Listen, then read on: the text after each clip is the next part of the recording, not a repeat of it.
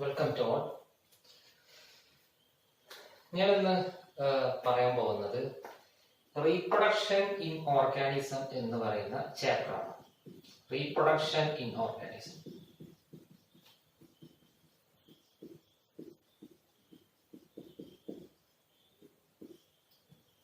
Okay, so ഇതില് നമുക്ക് പഠിക്കാനുള്ള മെയിൻ ടോപ്പിക്സ് എന്ന് പറഞ്ഞാൽ ഒന്നാമത്തെ topic what is reproduction. Okay, what is reproduction. First topic what is reproduction. Okay, and second one what is the significance of reproduction. ഈ റീപ്രൊഡക്ഷന്റെ significance for what purpose all type of organism are performing reproduction. അതായത് significance. Okay. Third, types of reproduction.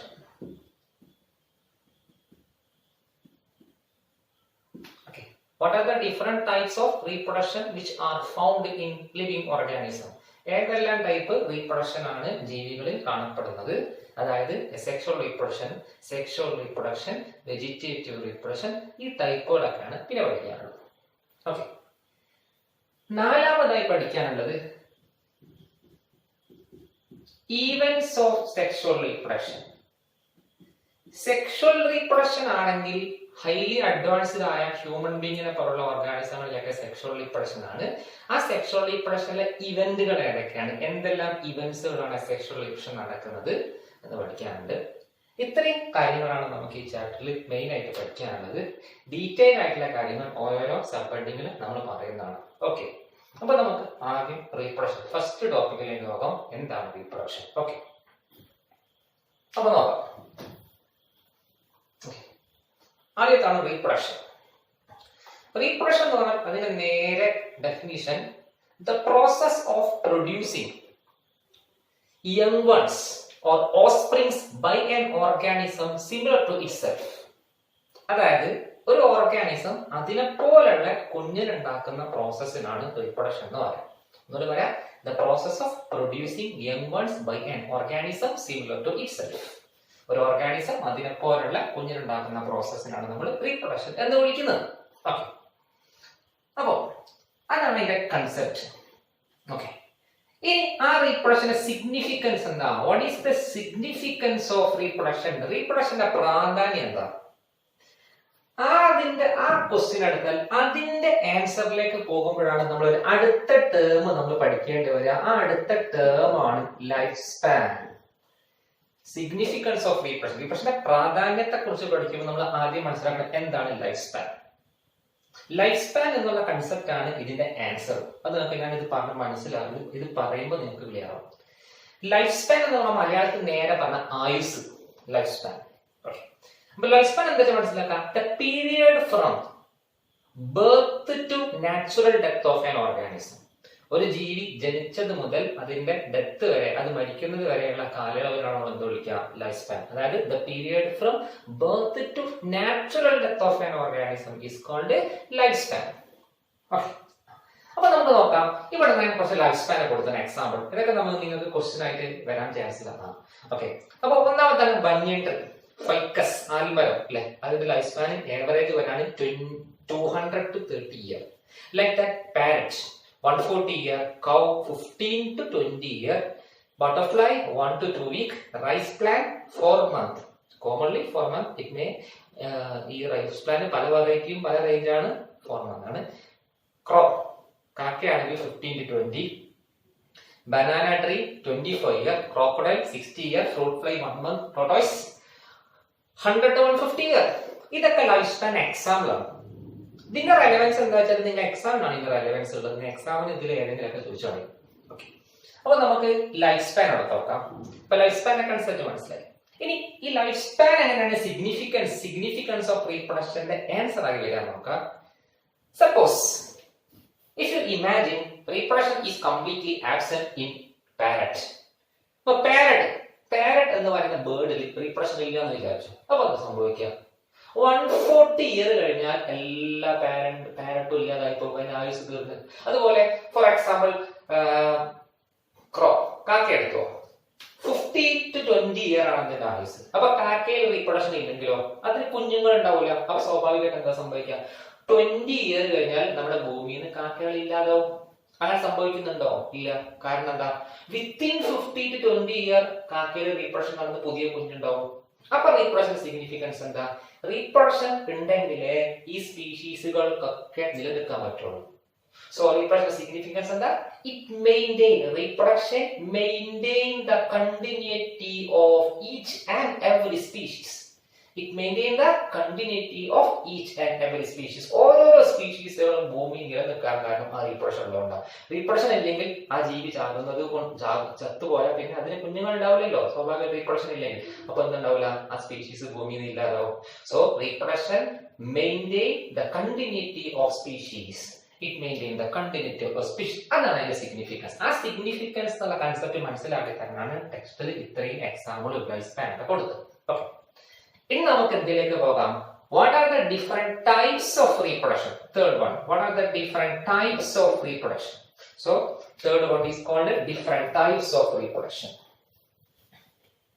Types of reproduction. Types of reproduction. Among these, first one is called asexual reproduction.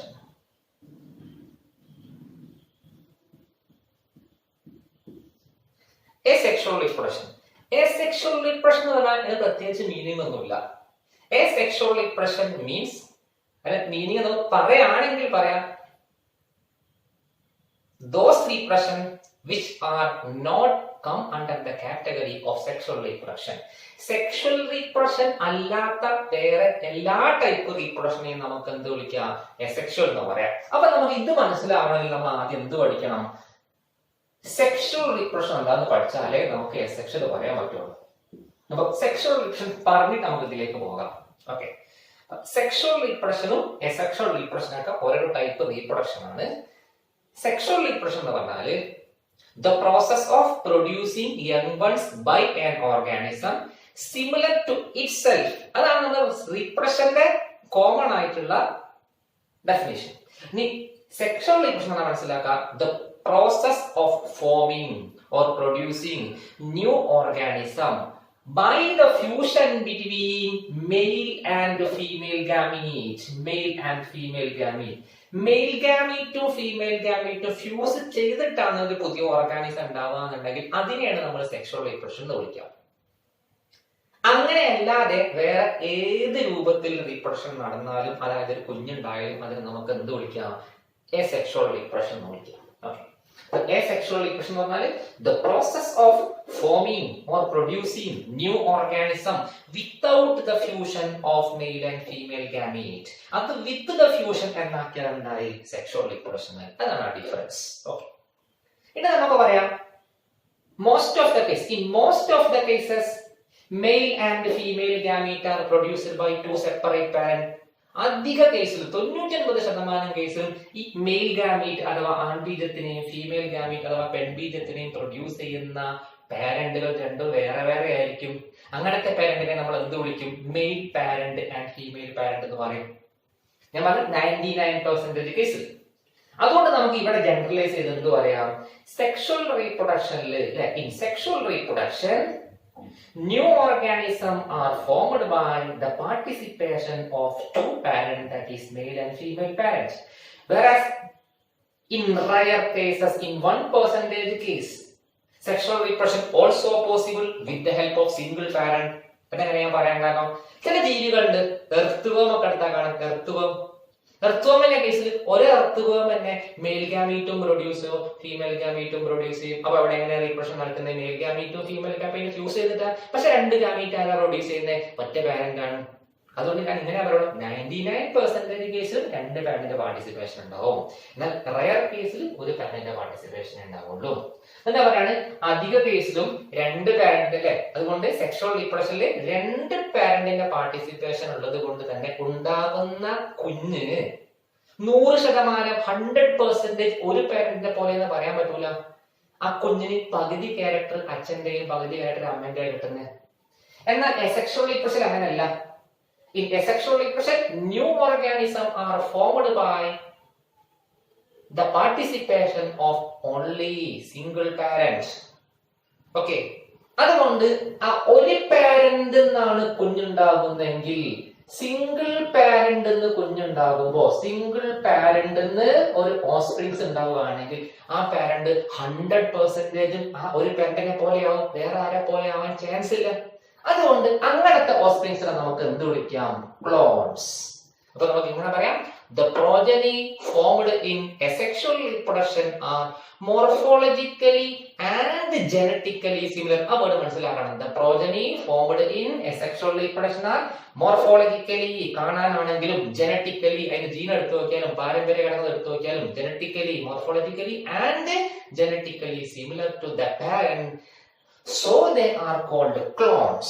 അത് important ആണ്, clones. അതുകൊണ്ട് അവരെ clones എന്ന് വിളിക്കും. എന്നാൽ ഇവിടുത്തെ പ്രോജനെ നമ്മൾ എന്ത് വിളിക്കൂല? ക്ലോൺസ് എന്ന് വിളിക്കൂല. They are not 100% similar to any of the parent. Okay, അതുകൊണ്ട് അപ്പൊ അതാണ് ഡിഫറൻസ്. അപ്പൊ രണ്ട് ടൈപ്പായി, സെക്ഷുവൽ റീപ്രൊഡക്ഷനുമായി സെക്ഷുവൽ റീപ്രൊഡക്ഷനുമായി. ഓക്കെ, ഇനി തേർഡ് ടൈപ്പ് ആണ് vegetative reproduction. Vegetative reproduction third type. അതിന് തേർഡ് ടൈപ്പ് എന്ന് പറയാൻ പറ്റില്ല, അത് എസെക്ഷൽ തന്നെയാണ്. ഒറ്റ വാക്ക് പറഞ്ഞാൽ, if asexual reproduction are taking place in plants, പ്ലാന്റ്സിലാണ് asexual reproduction നടക്കാന്നുണ്ടെങ്കിൽ then we can call it as a special type of asexual reproduction that is called vegetative reproduction. ഒറ്റ വാക്ക് പറഞ്ഞാൽ, പ്ലാന്റിൽ asexual reproduction നടക്കുമ്പോൾ അതിന് നമ്മൾ വിളിക്കുന്ന വേറെ പേരാണ് വെജിറ്റേറ്റീവ് റീപ്രൊഡക്ഷൻ എന്നാണ് വിളിക്കുക. അപ്പൊ എന്താ അങ്ങനെ വിളിക്കാൻ കാരണം? എസെക്ഷൻ തന്നെ വിളിച്ചാൽ പോരെ? അങ്ങനെ വിളിക്കാൻ കാരണം എന്താ മനസ്സിലാക്കാം. പ്ലാന്റില് എസെക്ഷൽ റീപ്രഷൻ നടക്കുമ്പോ ഒരു പുതിയ കുഞ്ഞ്, ഒരു പുതിയ പ്ലാന്റ് ഉണ്ടാകുന്നുണ്ടെങ്കിൽ അത് എവിടെ നിന്നാണ് ഉണ്ടാകുന്നത് പറയാൻ പറ്റുമോ? അത് ഉണ്ടാകുന്നത് പ്ലാന്റിന്റെ വെജിറ്റേറ്റീവ് പാർട്ടിൽ നിന്നാണ്. പ്ലാന്റിന്റെ വെജിറ്റേറ്റീവ് പാർട്ടായ റൂട്ടിൽ നിന്നോ, പ്ലാന്റിന്റെ വെജിറ്റേറ്റീവ് പാർട്ടായ സ്റ്റെമ്മിൽ നിന്നോ, പ്ലാന്റിന്റെ വെജിറ്റേറ്റീവ് പാർട്ടായ ലീഫിൽ നിന്നൊക്കെയാണ്. അപ്പം പ്ലാന്റില് എസെക്ഷൽ റീപ്രൊഡക്ഷൻ നടക്കുമ്പോൾ അതിന് വെജിറ്റേറ്റീവ് റീപ്രൊഡക്ഷൻ എന്ന് വിളിക്കാൻ കാരണം അവിടെ പ്ലാന്റ് ഉണ്ടാക്കുന്നത്, പ്ലാന്റിന്റെ പുതിയ പ്ലാന്റ് ഉണ്ടാകുന്നത് ആ ചെടിയുടെ വെജിറ്റേറ്റീവ് പാർട്ടായ റൂട്ടിൽ നിന്നോ, സ്റ്റെമ്മിൽ നിന്നോ, ലീഫിൽ നിന്നോ. അതുകൊണ്ട് വെജിറ്റേറ്റീവ് പാർട്ടിൽ നിന്ന് പുതിയ ചെടി ഉണ്ടാകുന്നത് കൊണ്ടാണ് എന്ത് വിളിക്കുന്നത്? വെജിറ്റേറ്റീവ് റീപ്രൊഡക്ഷൻ അല്ലെങ്കിൽ വെജിറ്റേറ്റീവ് പ്രോപ്പഗേഷൻ എന്ന് വിളിക്കുന്നത്. ഇതാണ് നമ്മുടെ റീപ്രൊഡക്ഷന്റെ ബേസ്. ഇനി നമുക്ക് ഓരോന്നായി പറയണം. ഒന്നാമത്തെ asexual reproduction. Okay, asexual reproduction തന്നെ പല പല ടൈപ്പുകളുണ്ട്. ഓക്കെ, വെജിറ്റേറ്റീവ് റീപ്രൊഡക്ഷൻ നിറയെ ടൈപ്പുകളുണ്ട്. ഓക്കെ, അതുപോലെ സെക്ഷുവൽ റീപ്രൊഡക്ഷൻ മെയിൻ ആയിട്ടുള്ള ടൈപ്പാണുള്ളത്. അത് കുറച്ച് ഡീറ്റെയിൽ ആയിട്ട് അതിന്റെ ഇവന്റുകളൊക്കെ പറയാനുണ്ട്. ഇതാണ് ഈ ചാപ്റ്ററിന്റെ ഒരു ഹോൾ. ഓക്കെ, അപ്പൊ നമുക്ക് ഇനി ബാക്കി പറയാം. Okay,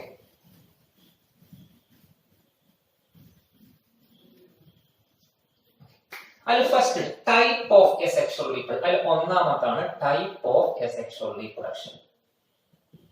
Type of asexual reproduction. First type is called fission. Okay, അതിന് രണ്ട് ടൈപ്പ് ഉണ്ട്. ഒന്നിന്റെ പേരാണ് ബൈനറി ഫിഷൻ. ഓക്കെ, സെക്കൻഡ് ടൈപ്പിന്റെ പേരാണ് മൾട്ടിപ്പിൾ ഫിഷൻ. ഈ ബൈനറി ഫിഷൻ തന്നെ വീണ്ടും രണ്ടാക്കിയിട്ടുണ്ട്. Longitudinal binary fission and transverse binary fission. Okay, രണ്ടാമത്തിന്റെ പേരാണ് ബഡ്ഡിംഗ്. നമുക്കറിയാം, ഈസ്റ്റിലൊക്കെ കാണാം, yeast, hydra. Okay, spore formation, ധാരാളം ഓർഗാനിസത്തിന്റെ സ്പോർ ഫോർമേഷൻ. നാലാമത്തെ ജെമ്യൂൾ, സ്പോഞ്ചസ് എന്ന് പറയുന്ന ഓർഗാനിസത്തിലെ കാണുന്ന സ്പെഷ്യൽ ടൈപ്പാണ് ജെമ്യൂൾ. ഓക്കെ, അഞ്ചാമത്താണ് ഫ്രാഗ്മെന്റേഷൻ. ഫ്രാഗ്മെന്റേഷൻ ഇതെല്ലാം പലതരത്തിലുള്ള asexual റീപ്രൊഡക്ഷന്റെ ടൈപ്പുകളാണ്.